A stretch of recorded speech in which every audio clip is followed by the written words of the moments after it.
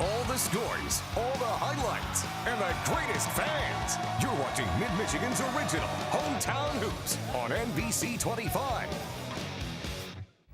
Good evening, everyone, and welcome to Hometown Hoops. I'm Tom Eschen. And I'm Corey Kopic. It was warmer this week, Tom. It was a little warmer. I wouldn't call it warm, but it was full 10 degrees warmer. Hotter, I'd say. Hotter. 10 degrees hotter. But, you know, we're going to tip it off tonight because it was so much hotter than last week. I guess why not? With a championship game, the Saginaw Valley League, I don't even know what we were talking about there. The championship crossover in SVL tonight. Arthur Hill against Northwestern. As I mentioned, the title game, the Lumberjacks being introduced there. Cool little line there with the cheerleaders. First quarter, Eric Davis getting things going for the Hill. The three from downtown, Lumberjacks up 4. We go to the second quarter now. Northwestern showing the D. Nice block, then Troy Brown grabs up the loose ball. Look at him, Sky here, jams it home. Always nice to see a dunk. This was tied at 30 in the half. In the third quarter, Arthur Hill's Bill Burton with the finger roll and draws the foul, and he stands there like he meant it.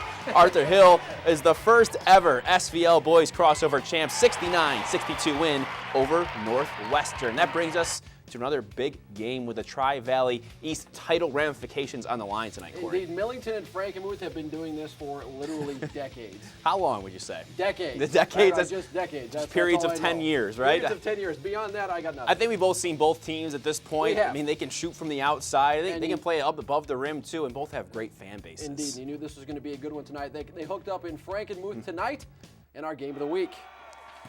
Frankenmuth head coach Andy Donovan told us before the game it would be difficult to shut Millington down, but his team made it look easy tonight. Wow, surprising. Eagles led by 10 at the half, and they add to it. Sam Bookmeyer gets loose the open court, finishes Very strong. easy. Eagles go up by 12. 2 possessions later, Zach Jansen, the little guy, gets a little too much room on the perimeter, makes the Cardinals pay with a deep three. He had 15 points on 5 3-pointers. Frankenmuth owned the second half. Eric Kraft gobbles up the rebound and scores.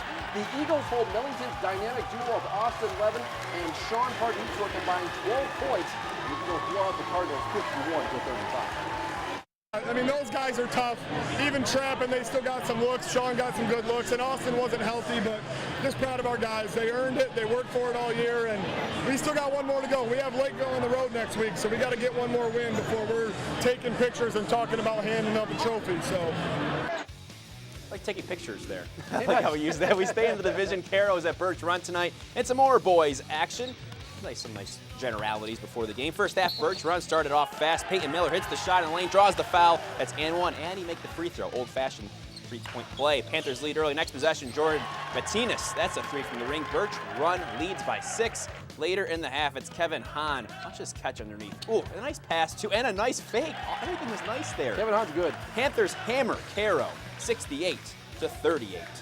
Flint Metro League now. Clio at Kersley boys. I love the mascot. The pink shirt, he's blue. First period, Kersley captain Anton Webster had it going tonight. He goes behind the bag, dodges 2 defenders, and makes it look easy. Mustangs, Brandon Davis stops, pops just inside the 3-point line. He gets the jumper to fall. Clio wins 64-52.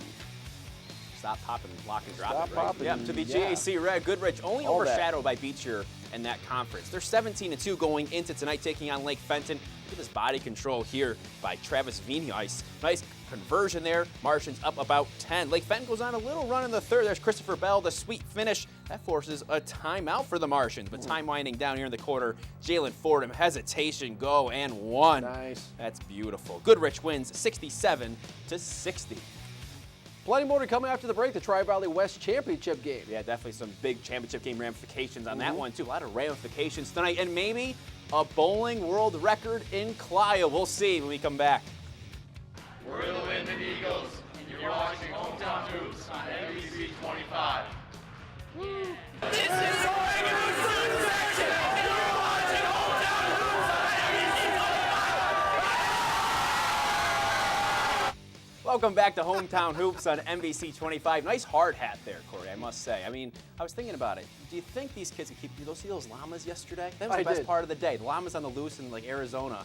I don't know why I'm talking about this, but you know, I was thinking they're kind of athletic too. They were moving and driving around, yeah. Yeah, no llamas on the basketball court today. Let's just stick to How basketball. about another big game tonight? Another big game it is. Ithaca, Yeah. MLS, Tri-Valley West. MLS undefeated in conference play. Ithaca with just one loss. Started the first. Casey Williams with a high pass and then sinks the little floater there. MLS up by 1. Ithaca's Jake Williams is off to the races with a hop step, the jump, the basket. Fast as a llama. That makes it 17-15. Ithaca down by 2. Later, it's Williams again, hitting the layup.